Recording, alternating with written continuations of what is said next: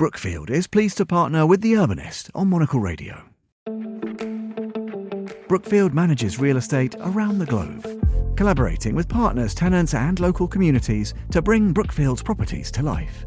Being part of the wider Brookfield ecosystem affords access to data and expertise across a breadth of industries, in addition to access to capital. A leading portfolio of real estate, with a proven record of adding value beyond the buildings. Success built on relentless innovation, leading-edge sustainability, and the highest standards of design. The creation of places that enhance the very fabric of our communities. Brookfield, real estate reimagined.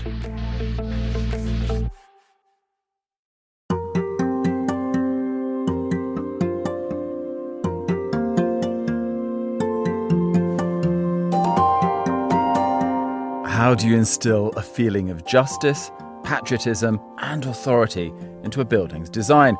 For the architects of the Supreme Court building of the United States, the choice of material was able to signify national pride without the judiciary being seen to favour any specific state.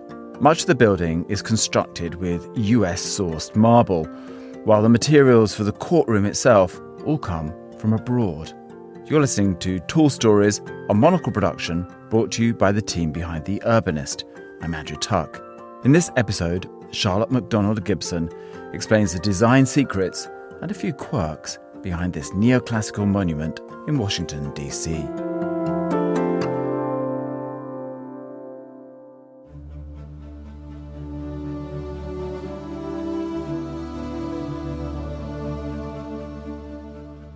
Positioned next door to the Beaux-Arts splendour of the Library of Congress, and opposite all the political intrigue taking place underneath the soaring dome of the US Capitol, the Supreme Court could be at risk of being overwhelmed by its flashier neighbours. But behind the 16 Corinthian columns of its relatively modest neoclassical facade, momentous decisions are being made that could affect the future of democracy in America. That's a big one. With President Donald Trump testing the limits of the Constitution with a barrage of executive orders, many of his critics are hoping the Supreme Court will prove a check on his ambitions. And it's all taking place in a building imbued with meaning and symbolism. The clean, bold lines of the exterior, carved in white marble from Vermont, are meant to evoke a Greco-Roman temple, declaring to all that justice is worthy of worship in America. But it took 146 years for the Supreme Court to have a home of its own. Established by the Constitution in 1789, the highest court in the land first sat in New York and then Philadelphia. When the seat of government moved to D.C. in 1880, the justices could be found pondering matters of law in different alcoves of the US Capitol. It wasn't until 1931 that the first stone was laid, after former President William Howard Taft, also Supreme Court Chief Justice from 1921 to 1930, successfully lobbied for its creation. Architect Cass Gilbert, best known for the Woolworth Building skyscraper in New York, envisaged a Supreme Court that fitted in with the neoclassical style of the nearby federal buildings, but with plenty of nods to the lofty ideals of law and justice. The sculpted group above the grand entrance depicts liberty enthroned, and the court's creators were no shrinking violets.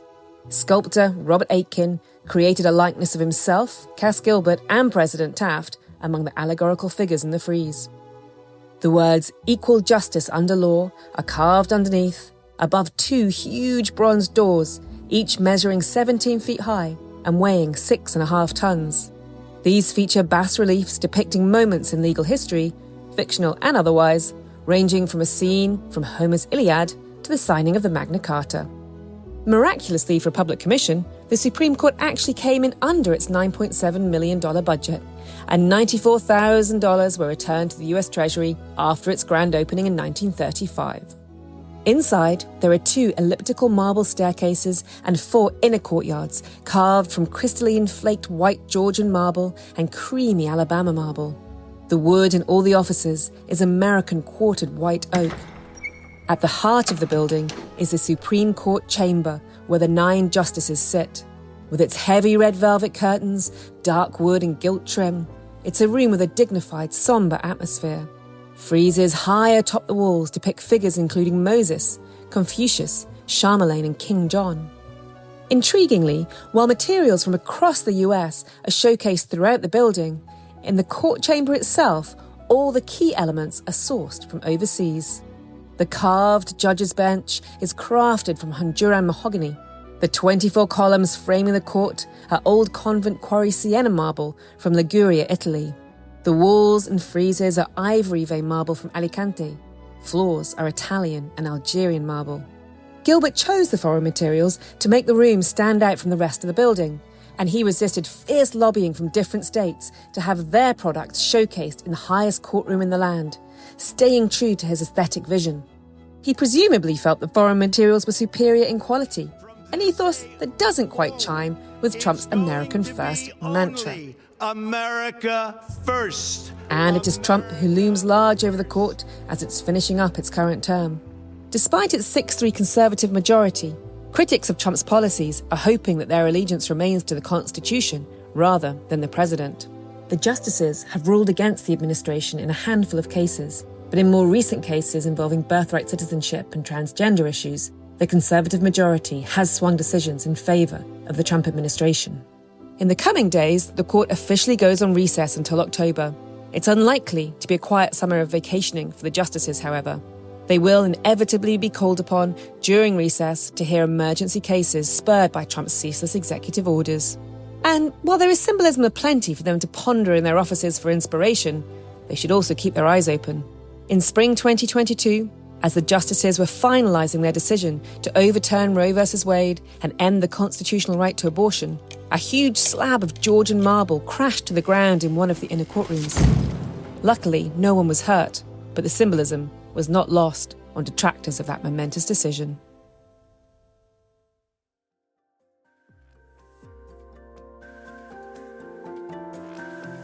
Tall Stories is a Monocle production from the team behind The Urbanist.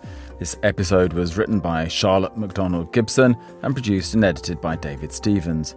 Be sure to subscribe to the podcast to receive new episodes every week. I'm Andrew Tuck. If you're listening, Goodbye. City Lovers.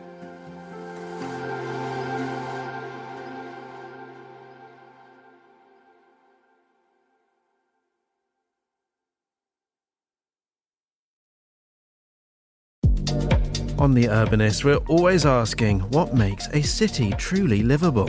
This September, find some answers in Barcelona as Monocle hosts its annual Quality of Life conference. 3 days of panels, ideas and good conversation with global mayors, architects and policy pioneers, all over good food and a glass of something local. Find out more and book your seat at monocle.com/conference.